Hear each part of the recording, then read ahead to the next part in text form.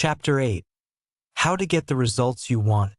This chapter addresses a critical aspect of working with the subconscious mind, the practical application of its principles to achieve desired outcomes, and why people sometimes experience the opposite of what they want. It serves as a guide for readers seeking to bridge the gap between intention and manifestation, highlighting the mental and emotional factors that can either hinder or facilitate the process of getting the results you want. This chapter moves from theory to practical application, providing readers with an understanding of the common pitfalls and how to effectively use their subconscious minds to achieve their desires. The chapter delves into why people often fail to get what they want despite trying. It explores the reasons for failure and the mental and emotional obstacles that can block the manifestation of desired outcomes. The chapter does not blame external circumstances, but rather suggests that internal factors such as a lack of confidence, doubt, and negative thought patterns can significantly impede the process of getting what one desires. This notion places the responsibility on the individual to examine and correct their own internal blocks rather than blaming outside circumstances, and this serves to empower the reader to take responsibility for their lives. The chapter highlights that the subconscious mind is very responsive to suggestions, as it operates on the premise of acceptance and does not have the power to reject a suggestion. When the subconscious accepts an idea, it immediately begins to execute that idea. No specific citation. This demonstrates the power of beliefs and that those beliefs, once accepted, begin to create the reality that corresponds with the belief. The idea is that the subconscious mind is constantly working on our behalf and is always ready to act in accordance with what we feed it. By emphasizing the automaticity of this process, the chapter encourages the reader to carefully manage the information they allow into their subconscious. The chapter also introduces that there are certain methods and techniques that can be used to impress the subconscious with desired outcomes.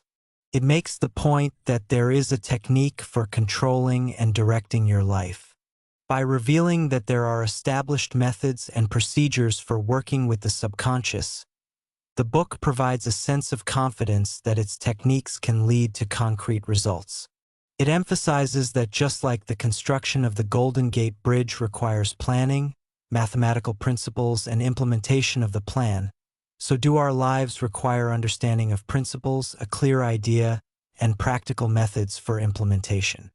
This concept illustrates that we need a plan, a goal, and a method for the subconscious to be able to help us. It is pointed out that our prayers should not just float into the air like a balloon, but that our prayers must go somewhere and accomplish something.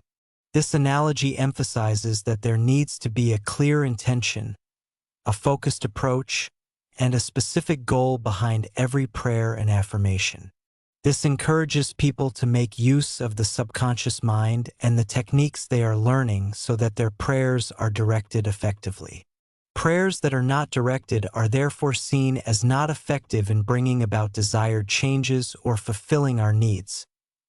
The chapter introduces the passing over technique for impregnating the subconscious. It involves inducing the subconscious mind to take over a request that is handed over by the conscious mind. This approach emphasizes the need to allow the subconscious to process the request in a relaxed state, a state which has been described as akin to being in a reverie. This technique is presented as a way of tapping into the infinite intelligence and power within our subconscious by using a passive approach rather than an active, striving one. This is consistent with the idea that the subconscious works best when the conscious mind is quiet. The passing over technique is best accomplished in the reverie-like state, which is a state when the mind is relaxed and passive. In this state, you simply think over what you want and see it coming into fuller fruition from that moment forward. A simple illustration of this is the little girl who declared repeatedly, "It is passing away now," and in an hour her cough and sore throat passed away. This simple technique can be used for any kind of goal. This shows that the method is accessible, usable, and very effective. It is an easy process that can be applied daily and that doesn't require any special skills or equipment. The chapter introduces the mental movie method as another technique to impress the subconscious. The idea is that the subconscious mind will bring to pass any picture that is held in the mind and is backed by faith zero. This technique involves creating a mental movie that includes details of what you desire, such as talking to a large audience or having a check in your hand for the sale of a house. By vividly experiencing and feeling the reality of your desire, your subconscious takes it as an impression and works to bring it to pass. This aligns with the idea that what is impressed in the subconscious is expressed in our experiences. The method is intended to help the reader use their imagination to create the desired outcomes. The chapter explains that to use this technique you must act as though you are and that you will be zero. This statement underscores the importance of embodying the state of having already achieved what you want and behaving as if it is already yours. It is more than simple wishful thinking. It requires the reader to fully embrace their desires, making them real in their imagination before they manifest in reality. This idea creates a sense of reality for the subconscious to draw upon. The author provides an example of his own experience of creating the mental movie of him lecturing to a large audience in a permanent location, which eventually led to the reality of him taking over an organization in the Midwest Zero. This personal anecdote helps to demonstrate the power of the mental movie method. The chapter introduces another technique known as the Baudouin technique, which was developed by Charles Baudouin, a brilliant psychotherapist. This technique involves condensing an idea into a brief phrase that can be readily graven on the memory and then repeating it over and over again as a lullaby.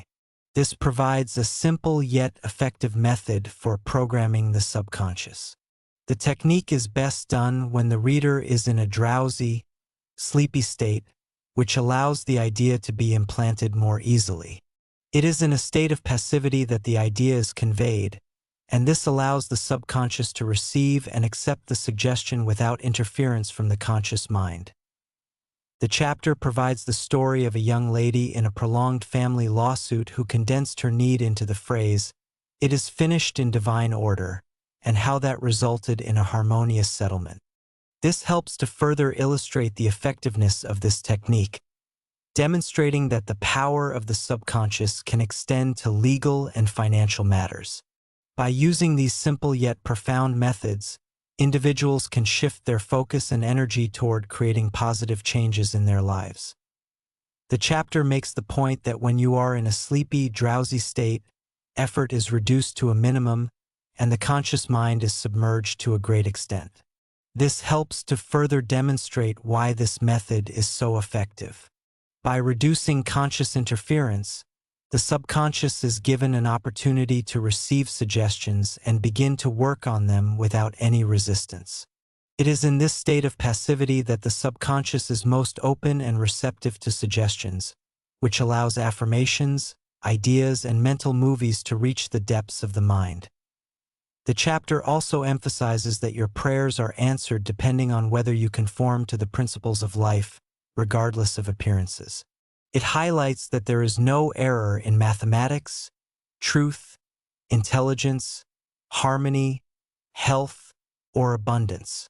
These ideas serve to reinforce the concept that there is an underlying order to the universe and that we need to align ourselves with these principles in order to manifest what we want.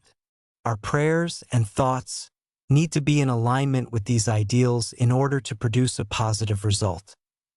The author also shares a prayer he used for his sister who needed to have gallstones removed. He affirmed that she was relaxed, poised, and calm, that the healing intelligence of her subconscious was transforming her cells, that distorted thought patterns in her subconscious were being removed, and that she was open to the healing currents.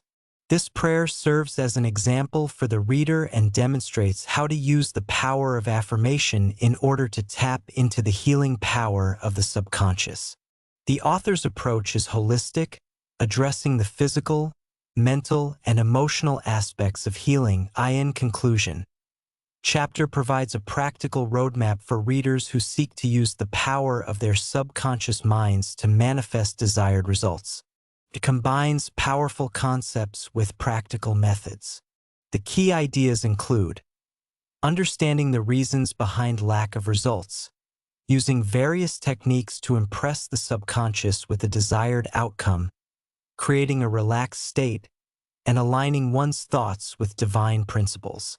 The chapter effectively equips the reader with techniques to achieve practical results using the power of the subconscious.